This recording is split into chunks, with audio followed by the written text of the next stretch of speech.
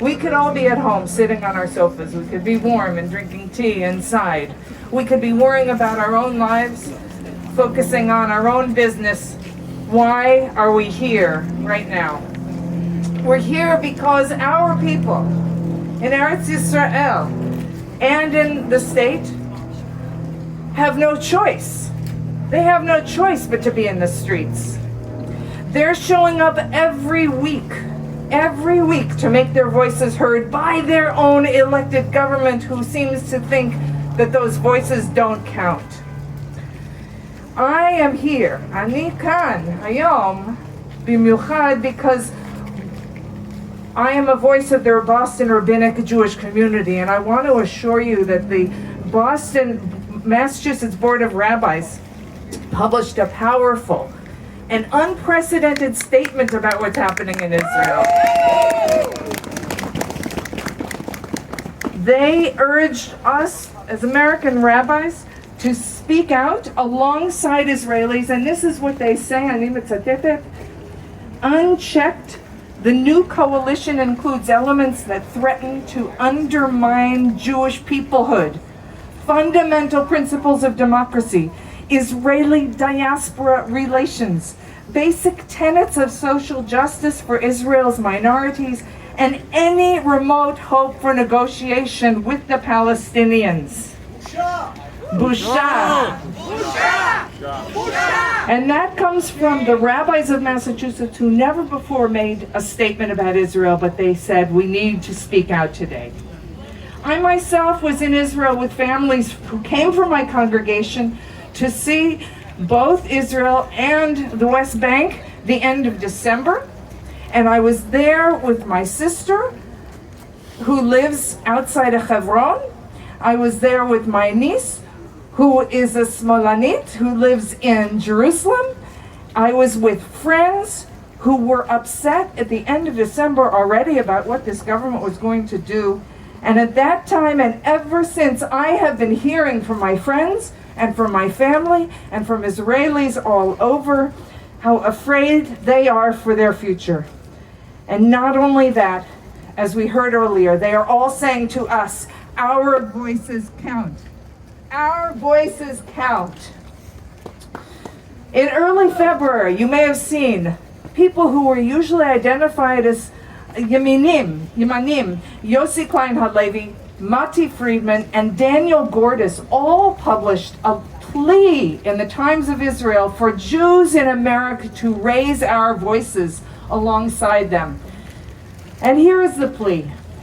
If, like me, you love Israel, if you love the land and the people and the culture and the hope and the promise of its founders and leaders and Megillat HaAtzmaut, the Declaration of Independence, then do not turn a blind eye to this crisis.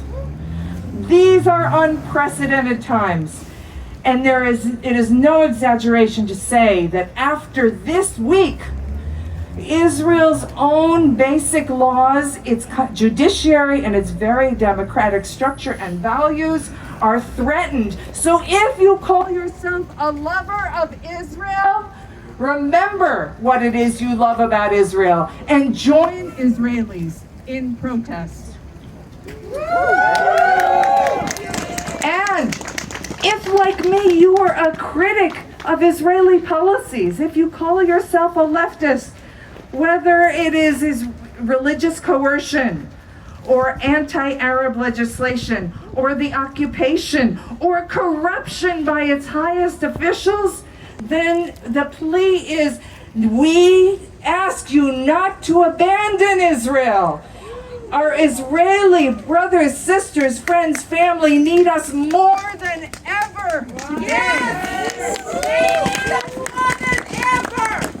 They need us more than ever to support them by pressuring our leaders, our Jewish leaders, the leaders of Jewish organizations, as well as our American elected leaders, to stand up against these anti-democratic so-called reforms.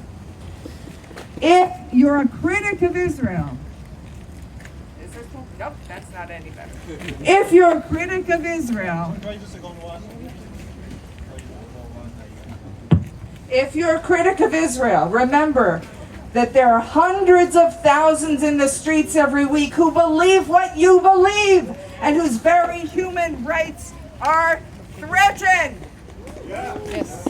Join Israelis in their protests. Do not abandon them in this dark time.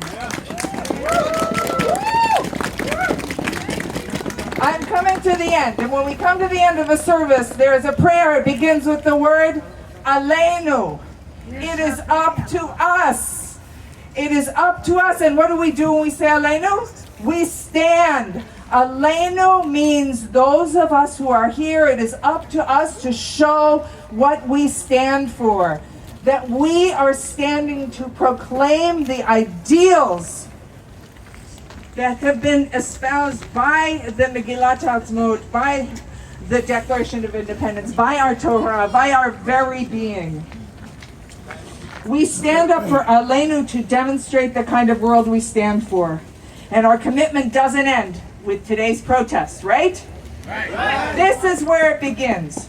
So I'm going to ask you to call out the way when God calls out to people in Torah, like Avraham Avinu, and says, I need you. Avraham doesn't know what it's for. Avraham says, Hineni. And when God speaks to Moshe from the very small bush that is burning up, and his voice comes, and Moshe doesn't know where it's coming from, and God calls to Moshe, and he answers, Hineni. And our friends, our family, our people across Israel are calling to us, and we say, Hineni. Are you here to take a stand for democracy in Israel? Hineni. Are you here to take a stand for women's rights, LGBT rights, Jewish religious rights, human rights? Hineni. Are you prepared to take on the government of Israel? Hineni. Are you prepared to speak to your friends about the crisis facing Israel democracy? Hineni. And are you prepared to speak out to American elected representatives and ask them to work on behalf of Israeli democracy? Hineni. Hineni. Aleinu. It is up to all of us. Thank you. Thank you.